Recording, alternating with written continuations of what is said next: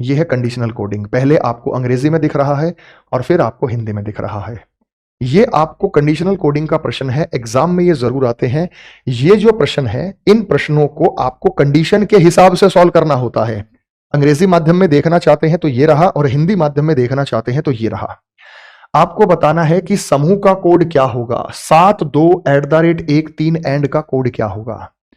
अगर हम यहां कोड की बात करें तो देखो, यदि पहला तत्व एक प्रतीक है और आखिरी एक संख्या है, पहला प्रतीक और आखिरी संख्या नहीं है, यह गलत है। प्रतीक मतलब सिंबल। पहला एक विषम है, पहला एक विषम है, बिल्कुल है बेटा। और अंतिम एक सम संख्या है, अंतिम सम संख्या नहीं है, तो यह भी नियम यहां पे नहीं लगेगा।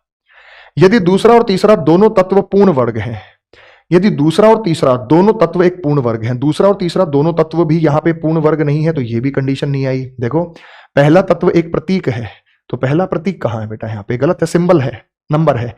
पहला तत्व एक विषम संख्या, अंतिम एक सम संख्या है। तो अब क्या करें, जब कोई भी कंडीशन लागू नहीं हो रही तो एज इट इज आपको फॉलो करना है। 7 का कोड क्या है, 7 का कोड W है, तो W से शुरुआत होगी, तो ये गलत हो गया और ये गलत हो गया।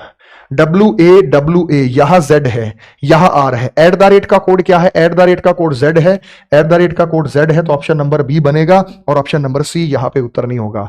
अगर कोई कंडीशन लग जाती तो कंडीशन के हिसाब से उत्तर देंगे, कोई कंडीशन नहीं लगेगी तो जैसा जिसका स्थान है वैसा उसका कोड बनेगा, यही आपका फाइनल उत्तर होगा।